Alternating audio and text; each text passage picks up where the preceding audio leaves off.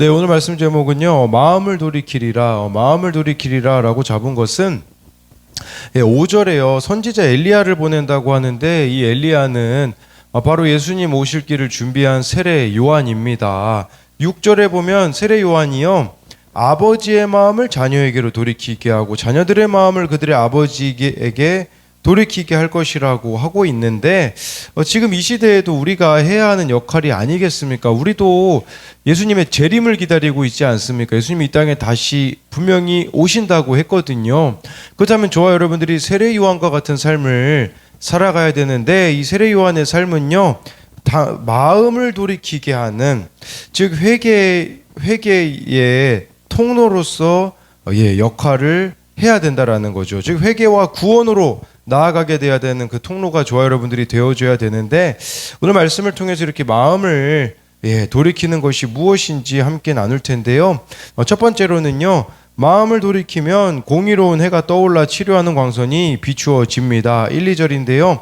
만군의 여호와가 이르노라, 보라, 용광로 불 같은 날이 이르리니 교만한 자와 악을 행하는 자는 다 지푸라기 같을 것이라. 그 이르는 날에 그들을 살라 그 뿌리와 가지를 남기지 아니할 것이로되 내 이름을 경외하는 너희에게는 공의로운 해가 떠올라서 치료하는 광선을 비추리니 너희가 나가서 외양간에서 나온 송아지같이 뛰리라. 어제 마지막 말씀에 보면요, 의인과 악인을 분별하고 하나님을 섬기는 자와 섬기지 않는 자를 분별한다고 했거든요. 분별한다라는 것은 다시 보게 될 것이다라는 의미로 제가 어제 반전의 날이 있을 거라고 이야기를 드렸습니다. 그 말씀에 이어서 나오는 오늘 말씀은 악인과 의인의 반전, 하나님을 섬기지 않는 자와 하나님을 섬겼던 자의 반전이 나오는데요. 1절에요, 악인이자 하나님을 섬기지 않았던 사람의 결론이 나옵니다. 이 결론은요, 용광로 불같은 날이 임하게 될 거라고 하는 것이죠. 이것은 하나님이 심판하시는 날이 올 거라는 것을 뜻합니다. 이 땅에서 악인은 교만하고 큰 소리치며 온갖 복을 누리는 것처럼 보이지만 그들이 어떻게 될 거라고 합니까? 그 이르는 날에 여기 악을 행하는 자는 다 지푸라기 같을 것이라고 말씀해 주고 있는 거죠. 이 지푸라기 같다라는 말은요, 지푸라기가 될 것이다라는 게 두 가지 의미가 있어요. 하나는 지푸라기와 같이 불살라질 존재가 될 거다, 이제 이런 거겠죠. 불살라질 존재. 또 한 가지는요, 지푸라기처럼 더는 생명력이 없어 말라 시들어질 것이다 라는 의미입니다. 여러분, 자기 마음대로 인생을 살아가는 사람의 모습을 보십시오. 거기에는요, 생명력이 없습니다. 말라 시들어갈 뿐이라는 것이죠. 생명의 근원이신 하나님을 외면하고 살아가니 그와 같이 생명력 없이 말라 시들어갈 수밖에 없다라는 것이죠. 어거스틴이 이런 말을 했거든요. 당신은 당신을 위해 우리를 지으셨으므로 우리의 마음은 당신 안에서 쉴 때까지 쉼이 없습니다. 이런 말을 했어요. 우리가요, 하나님 안에서 쉴 때까지 쉼이 없다라는 것을 기억해야 되는 거죠. 그렇다면 이것이 의미하는 바는 참된 생명력은 하나님께만 있다라는 것을 저와 여러분들이 알아야 된다라는 거죠.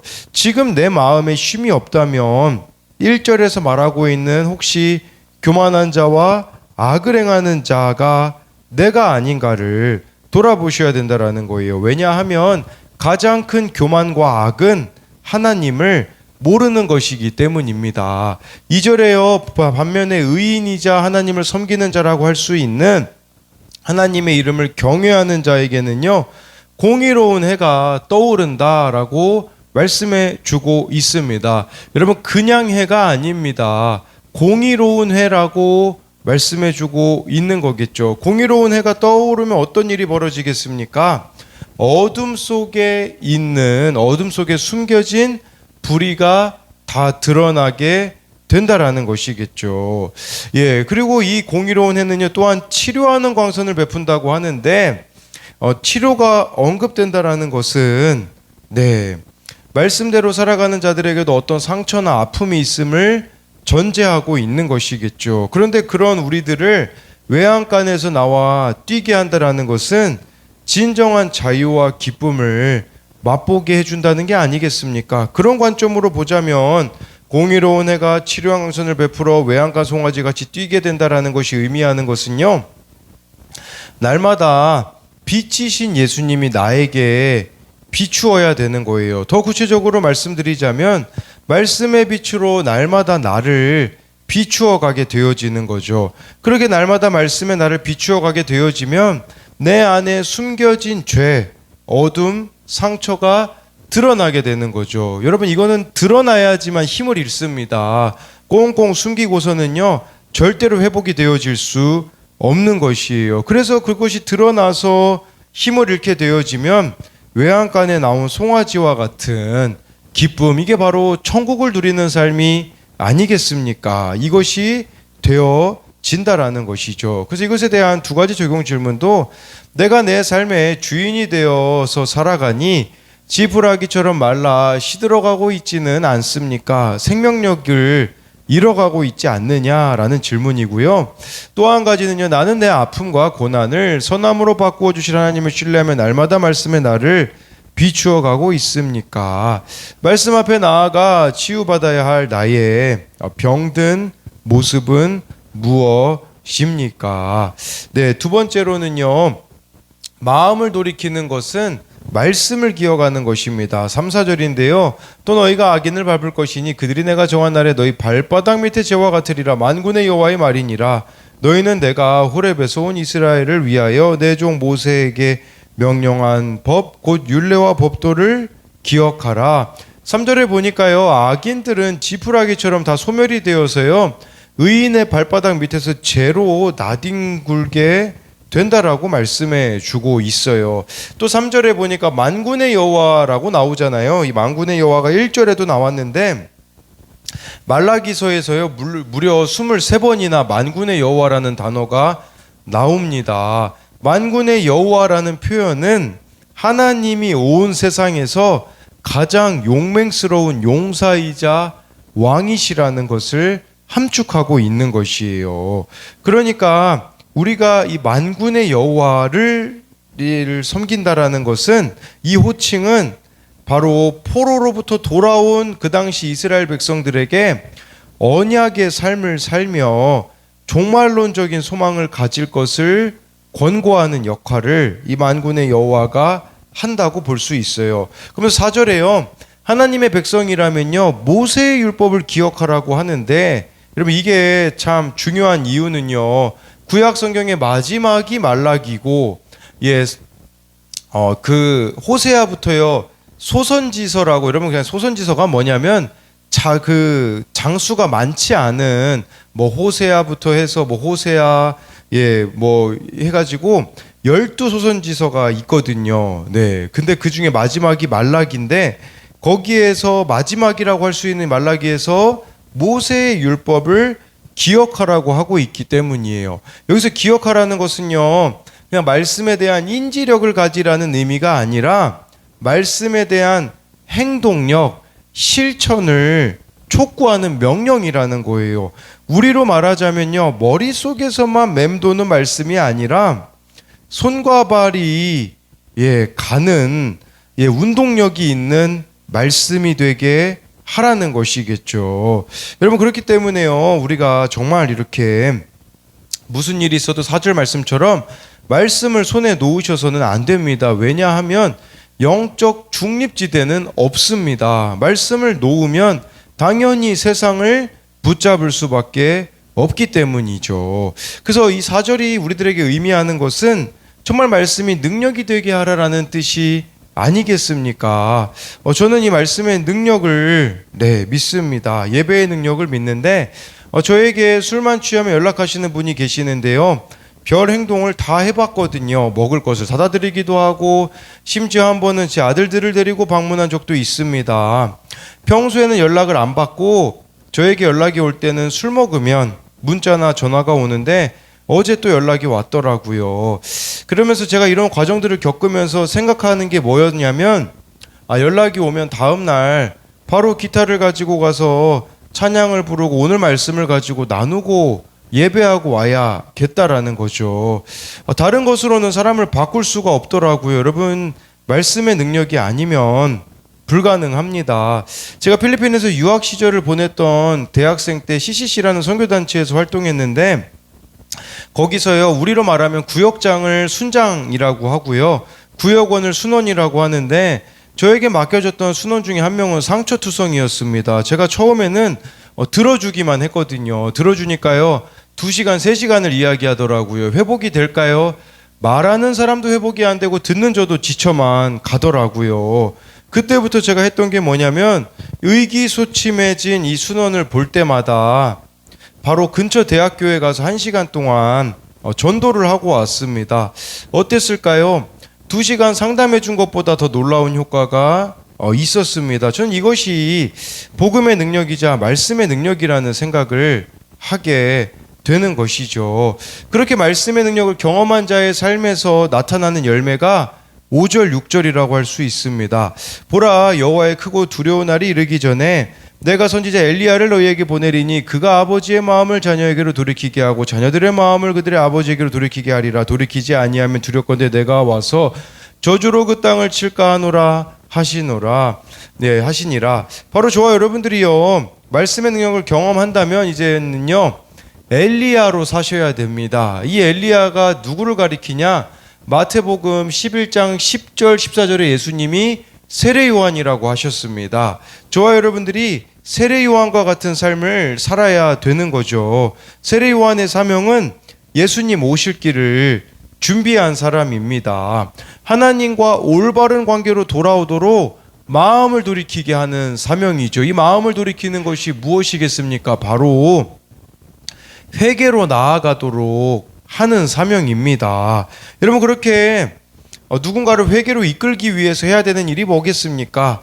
내 마음을 돌이키는 회개가 먼저 나에게 이루어져야 된다라는 것이죠. 예, 마태복음 3장 1절부터 4절에 보면요, 세례 요한의 모습이 나타나 있습니다. 그때에 세례 요한이 이르러 유대 광야에서 전파하여 말하되 회개하라, 천국이 가까이 왔느니라 하였으니 그는 선지자 이사야를 통하여 말씀하신 자라 일렀으되 광야에 외치는 자의 소리가 있어 이르되 너희는 주의 길을 준비하라, 그가 오실 길을 곧게 하라 하였느니라. 이 요한은 낙타 털 옷을 입고 허리에 가죽띠를 띠고 음식은 메뚜기와 석청이었더라. 세례 요한적인 삶을 살려면요, 1절에 보니까요, 먼저 세례 요한이 머물렀던 곳은 유대 광야라고 말씀해주고 있습니다. 광야에서 살았죠. 그가 전한 메시지는 2절에요, 회개하라, 천국이 가까이 왔느니라 라고 말씀해주고 있는 거죠.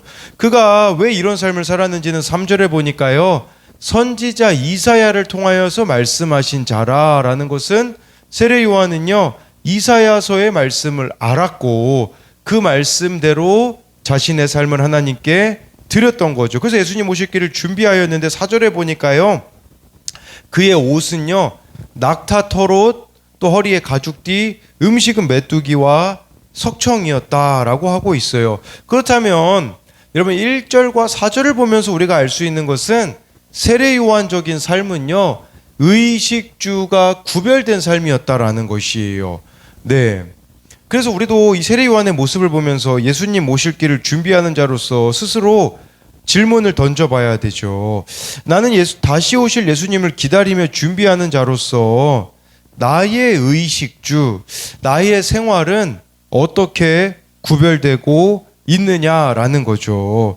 우리는 필요 이상으로 더 좋은 옷, 더 좋은 음식, 더 좋은 집을 구하고 있기에 오히려 하나님과 나 스스로가 멀어지며 다른 사람을 하나님께 돌아오게 하기보다 다른 사람들을 더 멀리 내보내고 있지는 않는가를 돌아보셔야 되는 것이겠죠. 세례 요한은요, 온 몸으로, 온 삶으로 회개하는 자의 삶의 모습이 무엇인지를 보여주었다라는 것이에요. 우리들에게도 필요한 것은 바로 이것입니다. 정말 온 삶으로, 온 몸으로 내가 먼저 회개하는 모습을 보여주어야 되는 것이겠죠.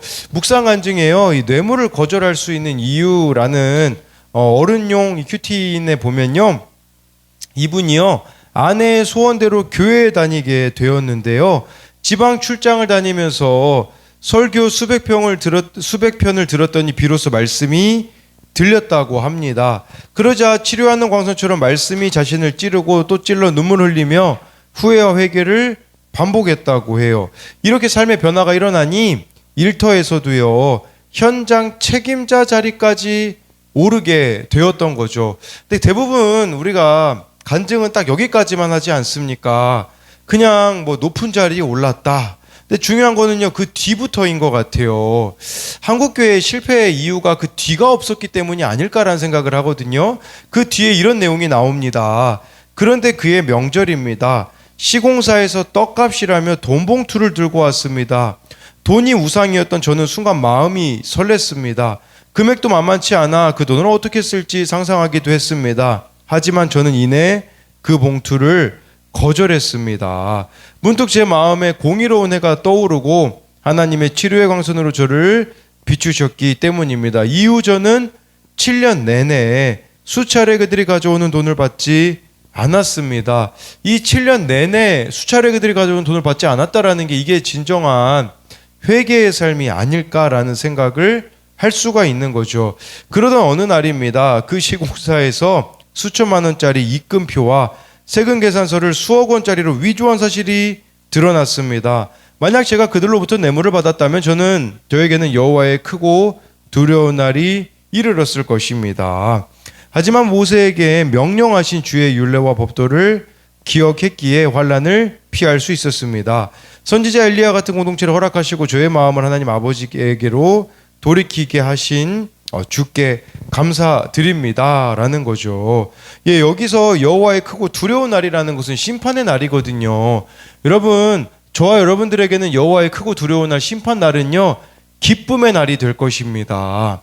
그러나 하나님을 믿지 않는, 회개하지 않은 자에게는 크고 두려운 날이 될 수밖에 없다라는 것이겠죠.